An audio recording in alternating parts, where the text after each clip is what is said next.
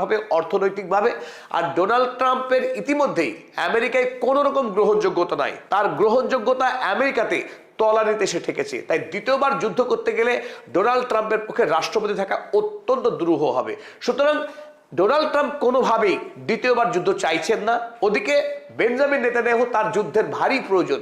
আর এই প্রেক্ষিতে দাঁড়িয়ে আমরা কোনোভাবেই নিশ্চিত হতে পারছি না যে ইরানের সঙ্গে ইসরায়েল আমেরিকার দ্বিতীয়বারের যুদ্ধ শুরু হবে না। তবে এই ক্ষেত্রে একটা কথা বলা যেতে পারে, এই যুদ্ধ হবে কি হবে না তার সহজ একটা উত্তর দেওয়া যেতে পারে।